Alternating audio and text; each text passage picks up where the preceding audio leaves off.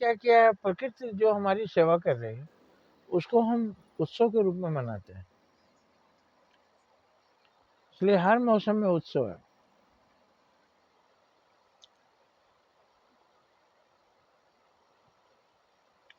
बसंत ऋतु में होली आती है, बसंत हम मनाते हैं क्योंकि धरती रंगीन हो जाती है, तो हम भी रंगों से अपने आप को रंग लेते हैं, सब में भाईचारा प्यार से रहते हैं, क्योंकि भगवान का संदेश यही है, सब में मैं हूँ और सब मिल के रहो, लड़ो मत। तो होली मिलन का त्योहार है। दिवाली में राम राज्य वापस आया तो हम खुशी मनाते हैं, तो भगवान हमारी जिंदगी में खुशहाली लाए तो हम दिवाली मनाते हैं। तो भगवान के कार्यों को हम सेलिब्रेट करते हैं, यही है सनातन धर्म। उसमें हम याद करते हैं उस रूप को। अब करिए कि आप सामान्य जीवन दे रहे हैं, कभी कोई पर्व त्योहार कुछ भी नहीं मना रहे, तो दुनिया में क्या हो रहा है, भगवान का क्या करिश्मा है, भगवान कौन कौन सी लीलाएं कर रहे हैं, आपको कुछ समझ में नहीं आ रहा, बुझा भी नहीं रहा। और आपको थोड़ी बहुत समझ में आएगी तो नई पीढ़ी को समझ में नहीं आएगी। तो ये पर्वों त्योहारों को, हर मौसम को हम सेलिब्रेट करते हैं भगवान को समझने के लिए। भगवान सब जगह है, सिर्फ भगवान को याद करने के भगवान सब जगह है वो भी चलेगा, और हम सब में भगवान देखते हैं ये भी चलेगा। भगवान एक है लेकिन वही एक भगवान सब में है। तो भगवान अनेक है, भगवान एक भी है और अनेक भी है।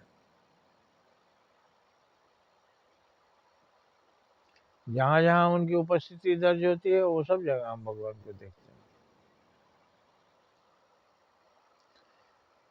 इसलिए उसको हम सेलिब्रेट करते हैं। नदी भी भगवान, नदी में भी भगवान, नदी भगवान ने बनाया है, किस लिए बनाया है, इसलिए नदी की भी पूजा करते हैं।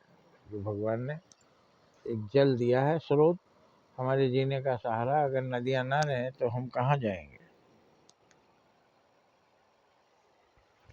कभी पेड़ पौधों की पूजा करते हैं, क्योंकि पेड़ पौधे हमको भगवान ने दिया है, पेड़ पौधे से हमको क्या लाभ है हम समझे। क्षर के रूप में सूरज भगवान की पूजा करते हैं। भोर में जो ब्रह्म मुहूर्त होता है उसका हजारों महत्व है। तो ब्रह्म मुहूर्त में हम छठी मैया और उसके बाद सूर्योदय, सूर्य भगवान, उनकी भी महिमा हम गाते हैं कि सूरज हमें, हमारी आंखें हैं लेकिन सूरज की रोशनी न रहे तो आंखें काम नहीं करती, अंधेरे में कहाँ हमको दिखाई देता है, उजाले में ही दिखता है। तो सब पर रोशनी पड़ती है तो वो रोशनी लौट कर हमारे आंखों से टकराती है, हम वो चीज़ देख पाते हैं। सूरज नहीं रहे तो दुनिया में जीव जंतु वनस्पति कुछ नहीं होगा, दुनिया फ्रीज हो जाएगी, दुनिया जीव जंतु से रहित हो जाएगी।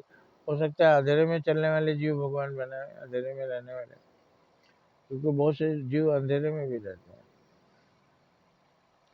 तो ये है सेलिब्रेशन। आग है, आग से हम खाना पकाते हैं, आग से बहुत, तो हम अग्नि की हम पूजा भी करते हैं। तो पूजा करने का मतलब ये अग्नि विध्वंस भी कर सकती है, अग्नि निर्माण भी कर सकती है, अग्नि लाभदायक भी है, हानिकारक भी है। तो हम अग्नि से लाभ लें, हानियों से बचे रहें। पानी बाढ़ आ जाती है तो पानी से हमारी मौत भी होने लगती है, और पानी नियंत्रित रहे तो हम नहाते हैं, पानी पीते हैं नदियों का। तो ये सब सेलिब्रेट किया सनातनियों ने। आप भी कहीं ना कहीं प्रकृति को सेलिब्रेट करते हैं, क्योंकि भगवान एक है, वो कहाँ रहते हैं दिखता नहीं, लेकिन सब में है। भगवान ने खुद ही कहा, श्री कृष्ण भगवान ने, कि सबके अंदर मैं हूँ, जब मैं निकल जाता हूँ तब तू बेकार हो जाता है। तो जितने कार्य कर रहे हैं, पेड़ फल दे रहा है, नदी बह रही है, पवन बह रहे हैं, सूरज रोशनी दे रहा है, आदमी भजन कर रहा है, कीर्तन कर रहा है, खेती कर रहा है, बाड़ी कर रहा है, ये सबके अंदर वो परमात्मा का तत्व है, तभी ये सब हो रहा है। तो इसमें जिस जिन रूप हमारे समझ में आ जाता है। अब चित्रगुप्त है भगवान, हमारे कर्मों का हिसाब हमारे माथे में कैमरा फिट है, जो कुछ कर रहे हैं सब तो हम चित्रगुप्त भगवान को सेलिब्रेट करते हैं। जय हिंद, जय भारत।